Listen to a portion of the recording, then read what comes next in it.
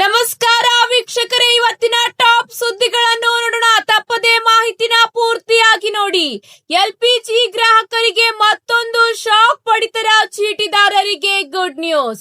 ವಾಹನ ಸವಾರರಿಗೆ ಮತ್ತೊಂದು ಶಾಕ್. ದೇಶಾದ್ಯಂತ ಮತ್ತೆ ಪೆಟ್ರೋಲ್ ಮತ್ತು ಡೀಸೆಲ್ ಬೆಲೆ ಏರಿಕೆ. ಇದರ ಜೊತೆಗೆ ಗೃಹಲಕ್ಷ್ಮಿಯ ಬಗ್ಗೆ 2 ಬಿಗ್ ಅಪ್ಡೇಟ್. ಹಣ ಯಾವಾಗ ಬರುತ್ತದೆ ಎಂಬ ಮಾಹಿತಿ ಇಲ್ಲಿದೆ. ಇದರ ಜೊತೆಗೆ ಅಮೆರಿಕ ಇರಾನ್ ನಡುವಿನ ಸಂವಾದಕ್ಕೆ ಪಾಕ್ ನೆರವು ಕೋರಿದ ವೈಟ್ ಹೌಸ್. ಎಬೋಲಾ ವೈರಸ್ ಮಾರ್ಗಸೂಚಿ ಬಿಡುಗಡೆ. ಬೆಂಗಳೂರಿಗೆ ಬರುವವರಿಗೆ 21 ದಿನ ಕ್ವಾರಂಟೈನ್. ಇದೇ ಅಷ್ಟೇ ಅಲ್ಲ, ಚಿನ್ನಾಭರಣ ಪ್ರಿಯರಿಗೆ ಇಂದು ಶುಭ ಸುದ್ದಿ ಬಂದಿದೆ.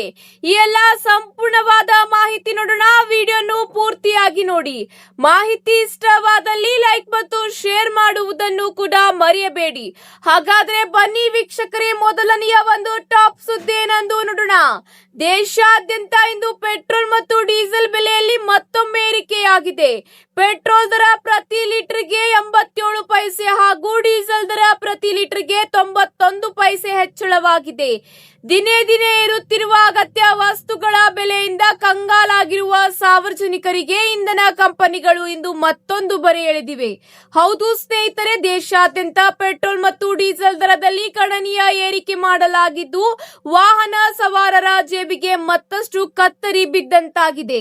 ಇಂದಿನ ಪರಿಷ್ಕೃತ ದರಗಳ ಪ್ರಕಾರ ಪ್ರತಿ ಲೀಟರ್ ಪೆಟ್ರೋಲ್ ಬೆಲೆಯಲ್ಲಿ 87 ಪೈಸೆ ಹಾಗೂ ಪ್ರತಿ ಲೀಟರ್ ಡೀಸೆಲ್ ಬೆಲೆಯಲ್ಲಿ 91 ಪೈಸೆ ಹೆಚ್ಚಳವಾಗಿದೆ. ಜಾಗತಿಕ ಮಾರುಕಟ್ಟೆಯಲ್ಲಿ ಕಚ್ಚಾ ತೈಲದ ಬೆಲೆ ಸತತವಾಗಿ ಏರಿಕೆಯಾಗುತ್ತಿರುವುದು ದೇಶದ ಮಾರುಕಟ್ಟೆಯ ಮೇಲೆ ತೀವ್ರ ಪ್ರಮಾಣ ಬೀರಿದೆ. ಪಶ್ಚಿಮ ಏಷ್ಯಾ ಪ್ರಾಂತ್ಯದಲ್ಲಿ ಉಂಟಾಗಿರುವ ಭೌಗೋಳಿಕ ರಾಜಕೀಯ ಉದ್ವಿಗ್ನತೆಯಿಂದಾಗಿ ತೈಲ ಪೂರೈಕೆಯಲ್ಲಿ ಏರುಪೇರು ಆಗುತ್ತಿದ್ದು, ಇದು ಜಾಗತಿಕವಾಗಿ ಬೆಲೆ ಹೆಚ್ಚಳಕ್ಕೆ ಕಾರಣವಾಗಿದೆ ಎಂಬ ಮಾಹಿತಿ ತಿಳಿದು ಬಂದಿದೆ. ಪೆಟ್ರೋಲ್ ಮತ್ತು ಡೀಸೆಲ್ ಬೆಲೆ ಏರಿಕೆಯಿಂದಾಗಿ ಮುಂಬರುವ ದಿನಗಳಲ್ಲಿ ಸರಕು ಸಾಗಾಣಿಕೆ ವೆಚ್ಚ ಹೆಚ್ಚಳವಾಗಿ ನಿತ್ಯ ಬಳಕೆಯ ತರಕಾರಿ, ಹಾಲು ಹಾಗೂ ಇತರೆ ಅಗತ್ಯ ವಸ್ತುಗಳ ಬೆಲೆಯೂ ಕೂಡ ಏರಿಕೆಯಾಗುವ ಆತಂಕ ಈಗ ಜನ ಸಾಮಾನ್ಯರಿಗೆ ಎದುರವಾಗಿದೆ. ಇದೇ ಅಷ್ಟೇ ಅಲ್ಲ, ಮತ್ತೊಂದು ಟಾಪ್ ಸುದ್ದಿ ಬರುತ್ತಿದೆ. ಇತ್ತೀಚಿನ ದಿನಗಳಲ್ಲಿ ಜಗತ್ತಿನಾದ್ಯಂತ ತೀವ್ರ ಆತಂಕ ಮೂಡಿಸಿದ್ದ ಅಮೆರಿಕ ಮತ್ತು ಇರಾನ್ ನಡುವಿನ ಸಂಘರ್ಷಕ್ಕೆ ಕೊನೆಗೂ ಈಗ ಶಾಂತಿ ಮಾತುಕತೆಯ ಮುಖೇನ ತಾತ್ಕಾಲಿಕ ವಿರಾಮ ಬೀಳುವ ಲಕ್ಷಣಗಳು ಕಾಣಿಸುತ್ತಿವೆ. ಯುದ್ಧ ನಿಲ್ಲಿಸುವ ನಿಟ್ಟಿನಲ್ಲಿ ಅಮೆರಿಕ ಮತ್ತು ಇರಾನ್ ದೇಶಗಳು ಪರೋಕ್ಷವಾಗಿ ಒಪ್ಪಂದದ ಕರಡು ಪತ್ರಿಕೆಗಳನ್ನು ವಿನಿಮಯ ಮಾಡಿಕೊಳ್ಳುತ್ತಿದ್ದು, ಮಾತುಕತೆ ಅಂತಿಮ ಹಂತಕ್ಕೆ ತಲುಪಿದೆ ಎಂದು ವರದಿಗಳು ತಿಳಿಸಿವೆ. ಶಾಂತಿ ಒಪ್ಪಂದವನ್ನು ಯಶಸ್ವಿಗೊಳಿಸಲು ಅಮೆರಿಕವು ಈಗ ನೆರೆಯ ಪಾಕಿಸ್ತಾನದ ಮಧ್ಯಸ್ಥಿಕೆಯ ಮೊರೆ ಹೋಗಿದೆ. ಪಾಕಿಸ್ತಾನದ ಆಂತರಿಕ ವ್ಯವಹಾರಗಳ ಸಚಿವರು ಈ ಒಂದು ಮಾಹಿತಿ ತಿಳಿಸಿದ್ದಾರೆ. ಈ ಶಾಂತಿ ಒಪ್ಪಂದದ ಹಾದಿ ಅಷ್ಟು ಸುಲಭವಾಗಿಲ್ಲ. ಇರಾನ್ನ ಸರ್ವೋಚ್ಚ ನಾಯಕ ಈ ಮಾಹಿತಿಯನ್ನು ಈಗ ತಿಳಿಸಿದ್ದಾರೆ.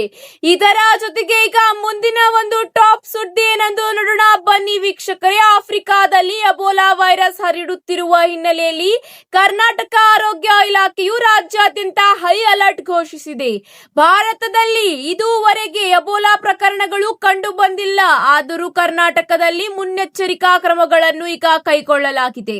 ಹೌದು, ಎಬೋಲಾ ವೈರಸ್ ಹರಡದಂತೆ ತಡೆಯಲು ರಾಜ್ಯ ಆರೋಗ್ಯ ಇಲಾಖೆ ಈಗ ಮಾರ್ಗಸೂಚಿ ಪ್ರಕಟಿಸಿದ್ದು, ಎಬೋಲಾ ಪೀಡಿತ ದೇಶಗಳಿಂದ ಬೆಂಗಳೂರಿಗೆ ಬರುವ ಪ್ರಯಾಣಿಕರು ಕನಿಷ್ಠ 21 ದಿನಗಳ ಕಾಲ ಕ್ವಾರಂಟೈನ್ ಹಾಗೂ ರೋಗ ಲಕ್ಷಣ ಕಂಡು ಬಂದ್ರೆ ಕೂಡಲೇ ಹತ್ತಿರದ ಆಸ್ಪತ್ರೆಯಲ್ಲಿ ವರದಿ ಮಾಡಬೇಕು ಎಂಬ ಸೂಚನೆಗಳು ಈಗ ನೀಡಲಾಗಿದೆ.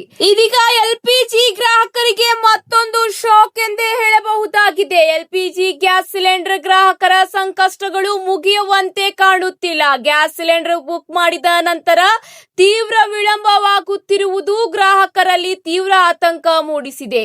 ಹೌದು ವೀಕ್ಷಕರೇ, ಗ್ರಾಹಕರು ಹೈರಾಣು. ಸಾಮಾನ್ಯವಾಗಿ ಸಿಲಿಂಡರ್ ಬುಕ್ ಮಾಡಿದ ನಂತರ ಮುಂದಿನ 1 ವಾರದಲ್ಲಿ ಸಿಲಿಂಡರ್ ಡೆಲಿವರಿ ಮಾಡಲಾಗಬಹುದು ಎಂದು ಕಂಪನಿಗಳಿಂದ SMS ಬರುತ್ತದೆ. ಆದರೆ ವಾರ ಕಳೆದರೂ ಸಿಲಿಂಡರ್ ಕೈ ಸೇರುತ್ತಿಲ್ಲ. ಅದರ ಬದಲಿಗೆ ಸಿಲಿಂಡರ್ ಕಂಪನಿಯಿಂದ ಗ್ರಾಹಕರಿಗೆ ಹೊಸ SMS ಬರುತ್ತಿದೆ. ಹೌದು, ನಿಮ್ಮ ಸಿಲಿಂಡರ್ ತಲುಪಿಸಲು ಮತ್ತೊಂದು ವಾರ ಸಮಯ ಬೇಕಾಗುತ್ತದೆ. ಅನಾನುಕೂಲತೆಯಿಂದ ಇದು ವರ್ಗಾವಣೆ ಆಗಿಲ್ಲ, ಅಂದ್ರೆ ಡೆಲಿವರಿ ಆಗಿಲ್ಲ ಎಂಬ ಮಾಹಿತಿ ಎಂಬ ಮತ್ತೊಂದು ಸಂದೇಶ ಕಂಪನಿಗಳಿಂದ ಈಗ ಜನ ಸಾಮಾನ್ಯರಿಗೆ ಗ್ರಾಹಕರಿಗೆ ಈಗ ತಲುಪುತ್ತಿದೆ. ಇದರಿಂದಾಗಿ ಗ್ರಾಹಕರು ಒಂದು ಸಿಲಿಂಡರ್ಗಾಗಿ ಕನಿಷ್ಠ 10 ದಿನಗಳ ಕಾಲ ಕಾಯಬೇಕಾದ ಪರಿಸ್ಥಿತಿ ಈಗ ನಿರ್ಮಾಣವಾಗಿದೆ. ದೇಶದಲ್ಲಿ ಗ್ಯಾಸ್ ಕೊರತೆ ಇಲ್ಲ ಎಂದು ಸರ್ಕಾರಗಳು ಹೇಳುತ್ತಿದ್ದರೂ ವಾಸ್ತವದಲ್ಲಿ ಮಾತ್ರ ಪರಿಸ್ಥಿತಿ ವಿಭಿನ್ನವಾಗಿದೆ. ಪ್ರಸ್ತುತ ಗೃಹ ಬಳಕೆಯ ಗ್ಯಾಸ್ ಸಿಲಿಂಡರ್ ಬೆಲೆ 965 ರೂಪಾಯಿ ಇದೆ. ಇದಕ್ಕೆ ಡೆಲಿವರಿ ಚಾರ್ಜ್ ಸೇರಿಸಿದರೆ ಗ್ರಾಹಕರು ಸುಮಾರು 1,000 ರೂಪಾಯಿವರೆಗೆ ಪಾವತಿಸುತ್ತಿದ್ದಾರೆ. ಗ್ಯಾಸ್ ಕೊರತೆಯ ಹಿನ್ನೆಲೆಯಲ್ಲಿ ಕೇಂದ್ರ ಸರ್ಕಾರವು ಕಳೆದ ಮಾರ್ಚ್ ತಿಂಗಳಲ್ಲಿ ಹೊಸ ನಿಯಮಗಳನ್ನು ಜಾರಿ ತಂದಿದ್ದು, ಈ ಕೆಲವು ನಿಯಮಗಳು ಕೆಲವು ಫಲಾನುಭವಿಗಳು ಪಾಲಿಸುತ್ತಿಲ್ಲ ಎಂಬ ಮಾಹಿತಿಯು ಕೂಡ ಕೇಂದ್ರ ಸರ್ಕಾರ ತಿಳಿಸುತ್ತಿದೆ. ಹೌದು, ಸಿಲಿಂಡರ್ ಬುಕ್ ಮಾಡಲು 25 ದಿನಗಳ ಕಾಯುವಿಕೆ ಅವಧಿ ಇರಲಿದೆ. ಗ್ರಾಮೀಣ ಪ್ರದೇಶದಲ್ಲಿ ಒಂದು ಸಿಲಿಂಡರ್ ಬುಕ್ ಮಾಡಿದ ನಂತರ ಎರಡನೇ ಸಿಲಿಂಡರ್ಗಾಗಿ ಬರೋಬ್ಬರಿ 45 ದಿನಗಳ ಕಾಲ ಕಾಯಬೇಕಾಗುವ ಪರಿಸ್ಥಿತಿ ಬಂದಿದೆ. ಇದರ ನಡುವೆ ಗ್ಯಾಸ್ ಸಿಲಿಂಡರ್ ಪೂರೈಕೆಯಲ್ಲಿ ಈಗ ವಿಳಂಬವಾಗುತ್ತಿದೆ ಎಂದು ಗ್ರಾಹಕರು ಕೂಡ ಆಕ್ರೋಶ ವ್ಯಕ್ತಪಡಿಸುತ್ತಿದ್ದಾರೆ. ಇದರ ಜೊತೆಗೆ ಈಗ ಮತ್ತೊಂದು ಅಪ್ಡೇಟ್ ಬರುತ್ತಿದೆ. ಹೌದು, ಪಡಿತರ ಚೀಟಿದಾರರಿಗೆ ಈಗ ಗುಡ್ ನ್ಯೂಸ್ ಎಂದೇ ಹೇಳಬಹುದಾಗಿದೆ. ಮುಂದಿನ ತಿಂಗಳಿಂದ ಅನ್ನಭಾಗ್ಯ ಅಕ್ಕಿಯ ಜೊತೆಗೆ ತೊಗರೆಬೇಳೆ, ಉಪ್ಪು, ಅಡುಗೆ ಎಣ್ಣೆ, ಸಕ್ಕರೆ ಒಳಗೊಂಡ ಇಂದಿರಾ ಕಿಟ್ ವಿತರಿಸಲು ಈಗ ಆಹಾರ ಇಲಾಖೆ ಸೂಚನೆ ನೀಡಿದೆ. ಇದರ ಬಗ್ಗೆ ಸುದ್ದಿಗಾರರೊಂದಿಗೆ ಮಾತನಾಡಿದ ಆಹಾರ ಸಚಿವರು ಈ ಒಂದು ಮಾಹಿತಿ ತಿಳಿಸಿದ್ದಾರೆ. ಮುಂದಿನ ತಿಂಗಳಿಂದ ಬಿಪಿಎಲ್ ಪಡಿತರ ಚೀಟಿದಾರರಿಗೆ ಅನ್ನಭಾಗ್ಯ ಯೋಜನೆಯ ಅಡಿಯಲ್ಲಿ ಅಕ್ಕಿಯ ಜೊತೆಗೆ ಇಂದಿರಾ ಕಿಟ್ ವಿತರಿಸಲು ಸಿದ್ಧತೆ ಮಾಡಿಕೊಳ್ಳಲಾಗುತ್ತಿದ್ದು, ಟೆಂಡರ್ ಕರೆಯಲಾಗಿದೆ ಎಂಬ ಮಾಹಿತಿಯನ್ನು ಈಗ ತಿಳಿಸಿದ್ದಾರೆ. ಇಂದಿರಾ ಕಿಟ್ ನಲ್ಲಿ ಅಡುಗೆ ಎಣ್ಣೆ, ಇದರ ಜೊತೆಗೆ ಉಪ್ಪು, ಸಕ್ಕರೆ, ತೊಗರೆಬೇಳೆ ಮೊದಲಾದ ವಸ್ತುಗಳು ಇರಲಿವೆ. ಅನ್ನಭಾಗ್ಯ ಅಕ್ಕಿಯ ಜೊತೆಗೆ ಇಂದಿರಾ ಕಿಟ್ ವಿತರಿಸಲು ಎಲ್ಲಾ ಸಿದ್ಧತೆ ನಡೆಸಲಾಗುತ್ತಿದ್ದು, ಮುಂದಿನ ತಿಂಗಳಿಂದ ಎಲ್ಲ ಅನ್ನಭಾಗ್ಯ ಯೋಜನೆಯ ಫಲಾನುಭವಿಗಳಿಗೆ ಈ ಒಂದು ಯೋಜನೆಯ ಲಾಭ ಸಿಗಲಿದೆ ಎಂಬ ಮಾಹಿತಿ ಈಗ ತಿಳಿದು ಬಂದಿದೆ. ನೀವು ಕೂಡ ಬಿಪಿಎಲ್ ಕಾರ್ಡ್ ಹೊಂದಿದ್ದರೆ ಕಮೆಂಟ್ ಮೂಲಕ ಎಸ್ ಅಂತ ತಿಳಿಸಿ. ಈಗ ಗೃಹ ಲಕ್ಷ್ಮಿ ಯೋಜನೆಯ ಫಲಾನುಭವಿಗಳಿಗೆ ಅಪ್ಡೇಟ್ ಬರುತ್ತಿದೆ. ಸರ್ಕಾರ ಪ್ರಮುಖ ಗ್ಯಾರಂಟಿ ಗೃಹ ಲಕ್ಷ್ಮಿ ಯೋಜನೆಯ ಬಗ್ಗೆ 2 ಬಿಗ್ ಅಪ್ಡೇಟ್ ಗಳನ್ನು ತಿಳಿಸುತ್ತಿವೆ. ಹೌದು ವೀಕ್ಷಕರೇ, ಪ್ರತಿ ತಿಂಗಳು ಗೃಹಿಣಿಯರಿಗೆ 2,000 ರೂಪಾಯಿ ಸರಿಯಾಗಿ ಬರುತ್ತಿಲ್ಲ ಎಂಬ ಆರೋಪವಿದೆ. ಇದಕ್ಕೆ ಪದೇ ಪದೇ ಮಹಿಳಾ ಮತ್ತು ಮಕ್ಕಳ ಕಲ್ಯಾಣ ಖಾತೆ ಲಕ್ಷ್ಮಿ ಹೆಬ್ಬಾಳ್ಕರ್ ಅವರು ಸ್ಪಷ್ಟನೆ ನೀಡುತ್ತಲೇ ಬಂದಿದ್ದಾರೆ. ಇದೀಗ ಗೃಹ ಲಕ್ಷ್ಮಿ ಯೋಜನೆಯ ಅಡಿಯಲ್ಲಿ ಬಾಕಿ ಉಳಿದಿರುವ ಮಾರ್ಚ್ ಮತ್ತು ಏಪ್ರಿಲ್ ತಿಂಗಳ ಕಂತನ್ನು ಇನ್ನು 4-5 ದಿನಗಳಲ್ಲೇ ಫಲಾನುಭವಿಗಳ ಖಾತೆಗೆ ಜಮೆ ಆಗಲಿದೆ ಎಂದು ಲಕ್ಷ್ಮಿ ಹೆಬ್ಬಾಳ್ಕರ್ ಅವರು ತಿಳಿಸಿದ್ದಾರೆ. ಆದರೆ 10 ದಿನಗಳು ಕಳೆದರೂ ಇನ್ನೂ ಕೂಡ ಮಹಿಳೆಯರ ಖಾತೆಗೆ ಜಮಾವಣೆ ಆಗಿಲ್ಲ. ಹೌದು ವೀಕ್ಷಕರೇ, 10 ದಿನ ಕಳೆದರೂ ಇನ್ನೂ ಕೂಡ ಮಹಿಳೆಯರ ಖಾತೆಗೆ ಹಣ ವರ್ಗಾವಣೆಯಾಗಿಲ್ಲ ಎಂದು ಈಗ ಮಹಿಳೆಯರು ಆಕ್ರೋಶ ವ್ಯಕ್ತಪಡಿಸುತ್ತಿದ್ದಾರೆ. ಇದರಿಂದಾಗಿ ಫಲಾನುಭವಿ ಮಹಿಳೆಯರು ನಿಟ್ಟುಸಿರು ಬಿಡುವಂತಾಗಿದ್ದು, ಶೀಘ್ರದಲ್ಲೇ 2 ತಿಂಗಳ ಹಣ ವರ್ಗಾವಣೆಯಾಗಲಿದೆ. ಕೆಲವು ತಾಂತ್ರಿಕ ಕಾರಣದಿಂದ ಹಣ ವರ್ಗಾವಣೆಯಾಗುತ್ತಿಲ್ಲ ಎಂಬ ಮಾಹಿತಿ ತಿಳಿದು ಬಂದಿದ್ದು, ಒಟ್ಟು 4,000 ರೂಪಾಯಿ ಮಹಿಳೆಯರ ಖಾತೆಗೆ ಈಗ ಹಣ ಜಮಾವಣೆಯಾಗಲಿದೆ. ಗೃಹ ಲಕ್ಷ್ಮಿ ಯೋಜನೆಯ ಅಡಿಯಲ್ಲಿ ಮತ್ತೊಂದು ದೊಡ್ಡ ಮಟ್ಟದ ಎಡವಟ್ಟು ಈಗ ನಡೆಯುತ್ತಿದೆ.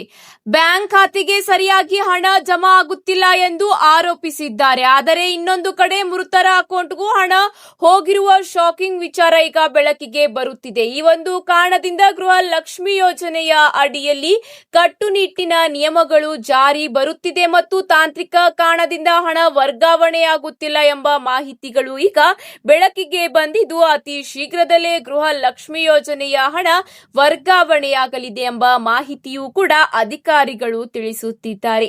ಇದೀಗ ಇನ್ನೊಂದು ಮಹತ್ವದ ಮಾಹಿತಿಗೆ ಬರುವುದಾದರೆ, ಬಂಗಾರದ ಪ್ರಿಯರಿಗೆ ಈಗ ಸಿಹಿ ಸುದ್ದಿ ಬಂದಿದೆ. ಕಳೆದ 3 ದಿನಗಳಿಂದ ಸತತವಾಗಿ ಏರಿಕೆ ಕಾಣುತ್ತಿದ್ದ ಚಿನ್ನದ ದರದಲ್ಲಿ ಇಂದು ದಿಢೀರ್ ಇಳಿಕೆ ಕಂಡು ಬಂದಿದೆ. ಜಾಗತಿಕ ಮಾರುಕಟ್ಟೆಯಲ್ಲಿ ಅಮೆರಿಕ ಮತ್ತು ಇರಾನ್ ನಡುವಿನ ರಾಜತಾಂತ್ರಿಕ ಮಾತುಕತೆ ಪ್ರಗತಿ ಕಂಡು ಬಂದ ಹಿನ್ನೆಲೆಯಲ್ಲಿ ಸುರಕ್ಷಿತ ಹೂಡಿಕೆಯಾಗಿ ಚಿನ್ನದ ಮೇಲಿದ್ದ ಬೇಡಿಕೆ ಕೊಂಚ ಕಡಿಮೆಯಾಗಿದೆ. ಹೌದು ಸ್ನೇಹಿತರೆ, ಹಾಗಾದರೆ ಇಂದು ಚಿನ್ನ ಮತ್ತು ಬೆಳ್ಳಿಯ ದರ ಎಷ್ಟಿದೆ ಎಂಬ ಮಾಹಿತಿ ನೋಡೋಣ ಬನ್ನಿ ವೀಕ್ಷಕರೇ. 24 ಕ್ಯಾರೆಟ್ ಚಿನ್ನದ 10 ಗ್ರಾಂ ಬೆಲೆಯಲ್ಲಿ 430 ರೂಪಾಯಿ ಇಳಿಕೆಯಾಗಿದ್ದು 1,59,60,60 ರೂಪಾಯಿಗೆ ತಲುಪಿದೆ. ಇದೇ ರೀತಿ 24 ಕ್ಯಾರೆಟ್ 1 ಗ್ರಾಂ ಚಿನ್ನದ ಬೆಲೆ 43 ರೂಪಾಯಿ ಇಳಿಕೆಯಾಗಿದ್ದು 15,906 ರೂಪಾಯಿ ಆಗಿದೆ. ಇನ್ನು 22 ಕ್ಯಾರೆಟ್ ಚಿನ್ನದ ದರದಲ್ಲೂ ಕುಸಿತ ಕಂಡು ಬಂದಿದೆ. 1 ಗ್ರಾಂಗೆ ಈಗ 14,580 ರೂಪಾಯಿ ಆಗಿದೆ.